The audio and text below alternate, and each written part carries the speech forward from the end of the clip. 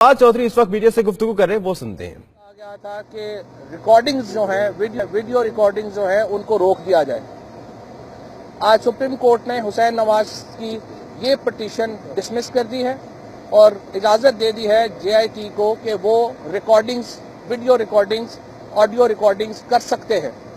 अलबत्ता ये कहा गया है कि उसको अदालत में चूंकि राइटिंग फॉर्म में पेश होना है, लिहाजा उसकी जो एविडेंशियरी वैल्यू है वो वही होगी जो राइटिंग फॉर्म में आएगी, लेकिन for the purpose of correctness यानी गलती का एहतमाल ना हो, इसके लिए जो वीडियो रिकॉर्डिंग्स हैं वो कर दी जाएं और उनको इस्तेमाल किया जा सकता है राइटिंग में लाने के लिए।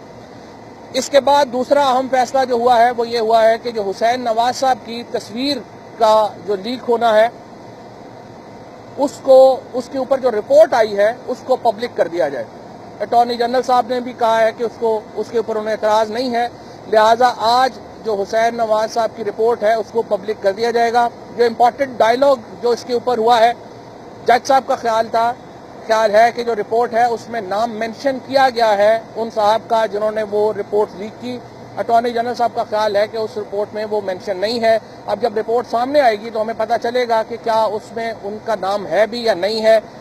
बज़ाहिर कोई बहुत बड़ा इससे फर्क नहीं पड़ता तफ्तीश के ऊपर। तस्वीर थी जो लीक कर दी गई, उसको अच्छी इंटेंशन में किया गया या बुरी इंटेंशन में किया गया, उसका तफ्तीश के ऊपर बज़ाहिर कोई बराह रास्त असर नहीं है। लेकिन हम देखते हैं कि खास तरीके से एक स्मीयरिंग कैंपेन चलाई जाती है सुप्रीम कोर्ट के ऊपर और JIT के खिलाफ, और एक तरीके से उसको सामने लाने की कोशिश की जाती है, खुसूसन एक ग्रुप की तरफ से, जिसको अभी हमने बाइकआउट भी इसीलिए किया कि बड़ी बदकिस्मती की बात है कि आप एक एक्सटेंशन के तौर पे काम कर रहे हैं PMLN के मीडिया सेल के, और एक जो स्मेयर कैंपेन है वो पहले लॉन्च की गई व्हाट्सएप की कॉल को लेके सुप्रीम कोर्ट के जजेस के खिलाफ, उसके बाद कैंपेन लॉन्च की गई JIT के खिलाफ, और उसके बाद नवाज शरीफ साहब की अपीयरेंस को लेके जिस तरीके से आपने देखा कि वहां पर जो कुछ हुआ।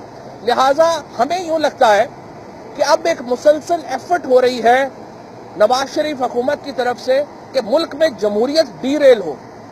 तहरीके इंसाफ का एक अहम मकसद यह है कि हम सिविल सुप्रीमेसी के लिए काम कर रहे हैं। इमरान खान ने 18 साल जद्दोजहद की है, सिविल सुप्रीमेसी के लिए की है। वोट के जरिए आने के ऊपर इमरान खान जो है वो उनकी सियासत खड़ी है, लेकिन लग यूं रहा है कि जिस तरह हमेशा होता है कि PMLN को लग रहा है कि कश्ती डूब रही है तो वो ये समझते हैं कि पूरे निजाम को लेकर डूबे। अगर सुप्रीम कोर्ट के खिलाफ कैंपेन की जाती है और तहकीकात में रुकावटें डाली जाती हैं तो इसका वाहिद मकसद यही है कि आप ये चाहते हैं कि निजाम डूब जाए। तहरीके इंसाफ इस निजाम को भी बचाएगी इंशाअल्लाह। यहाँ पर एहतसाब भी होगा और जमहूरियत भी रहेगी। यहाँ पर एहतसाब भी होगा और इंतखाब भी होगा, और जो सिस्टम्स हैं, सिविल सुप्रीमेसी जो है वो इंशाल्लाह बरकरार रहेगी। किसी को ये खदशा नहीं होना चाहिए, किसी को ये ख्वाब भी नहीं आना चाहिए कि पाकिस्तान में जमहूरियत का लपेटा जा सकता है। और आप सुप्रीम कोर्ट के खिलाफ जिस तरीके से कैंपेन चला रहे हैं, आपका मकसद ही ये है कि आप जमहूरियत के ऊपर यकीन नहीं रखते, आप इस निजाम के ऊपर यकीन नहीं रखते। मामला बहुत आसान था, मामला बड़े एक सवाल से शुरू हुआ था। सवाल यह था कि 4 अपार्टमेंट्स पार्क लेन में वो किसकी मलकियत है। ICIJ ने कहा वो नवाज शरीफ साहब ने और उनकी फैमिली ने एक ऑफशोर कंपनी के जरिए 4 अपार्टमेंट्स पार्क लेन में बनाए। हुसैन नवाज साहब ने कहा हाँ जी हमारे हैं, 2006 में हमारे नाम आए। पूछा गया कि 1993 से आप वहां पे रह रहे हैं तो 2006 से पहले किसकी मलकियत थे। पता चला कि 2004 में मरियम नवाज शरीफ साहिबा ने नीलसन और नेस्कोल में डायरेक्टर्स की अपॉइंटमेंट्स की थी। 2004 में मरियम नवाज शरीफ ने की थी, तो फिर इसका मतलब यह है कि आपकी ये कहानी कि 2006 में हमारे नाम आए थे गलत साबित हो गई। फिर कहा गया, पूछा गया कि 1993 और 2006 के दरमियान नीलसन और नेस्कोल की मलकियत के कागज दे दें। आपने कहा हम नहीं दे सकते क्योंकि वो हमारे पास नहीं है। कहा गया कि जो हुसैन नवाज के नाम ट्रांसफर हुई है वो दे दें। आपने कहा आप हमें ये नहीं कह सकते कि हम अपने खिलाफ गवाह बने। جو JIT ہے اس کے سامنے بہت آسان سوال ہے.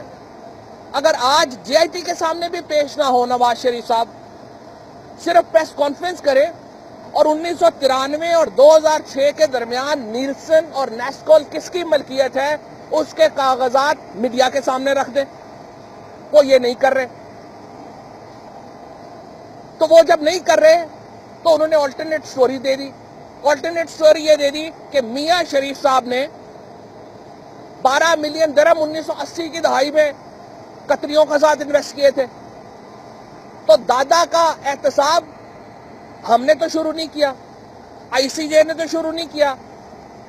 میاں شریف صاحب کو اس سارے معاملے میں کون لے کے آیا؟